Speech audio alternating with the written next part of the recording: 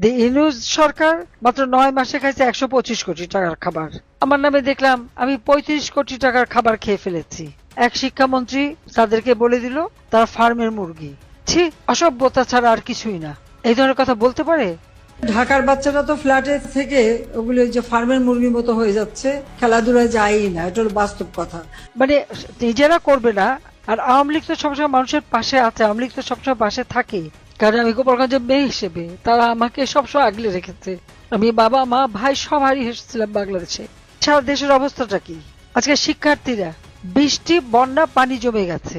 এই 2023 সালে 24 সালে তো যখন সিলেটে যে হঠাৎ বন্যা আসলো, আমরা তো সিলেট বিভাগের পরীক্ষা বন্ধ করে দিলাম, অন্য জায়গায় পরীক্ষা হয়ে গেল, সিলেটের পরীক্ষাটা আমরা পরে নিলাম। যখন এখানে বন্যায় এই অবস্থা, পরীক্ষাটা বন্ধ করে দিলে কি ক্ষতি হতো?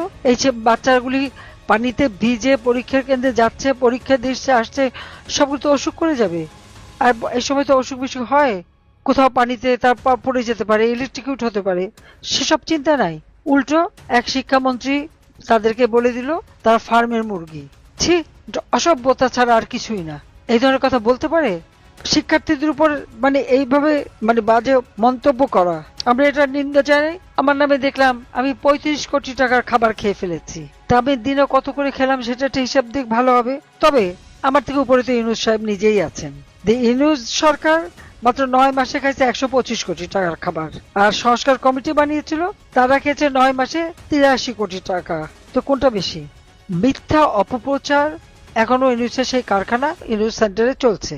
আজকে একদিকে বাংলাদেশের অর্থনৈতিক চরম দুরবস্থা, জিনিসের দাম বেশি, বন্যায় মানুষ হাবুডুবু খায়, তাদের উদ্ধার করে না, তাদেরকে রিলিফ দেয় না। আমি নির্দেশ দিয়েছি আমাদের ছাত্রলীগ, স্বেচ্ছাসেবক লীগ, যুবলীগ, আওয়ামী লীগের নেতা কর্মী, এমনকি আমাদের মহিলা আওয়ামী লীগ, তারা পর্যন্ত পানি ভেঙে যে রিলিফের বন্যাত মানুষকে সাহায্য দিচ্ছে। বাঁশগাড়িতে ছাত্রলীগ 250 ব্যাগ খাবার নিয়ে গেছে, তাদেরকে দিতে দেবে না, তাদেরকে ফেরত পাঠিয়ে দিয়েছে। এইরকম নিজেরা করবে না, আর আওয়ামী লীগ তো সবসময় মানুষের পাশে আছে, আওয়ামী লীগ তো সবসময় পাশে থাকে। যে কোনো দুর্যোগ দুর্বিপাকে আওয়ামী লীগ সবসময় জনগণের পাশে থাকে এবং জনগণের পাশে থাকবে। এই 16 জুলাই 2007 সালে আমাকে গ্রেপ্তার করেছিল, কারণ আমি যখন বিদেশে আমাকে আসতে দেবে না, সেই ক্যাটার গভর্নমেন্ট আমাকে আসতে দেবে না, বাধা দিল। সমস্ত এয়ারলাইন্সকে চিঠি দিল আমাকে নিয়ে যেন তারা ঢাকায় ল্যান্ড না করে। ওয়াশিংটন থেকে যখন আসতে গেছে আমাকে বাধা দিয়েছে।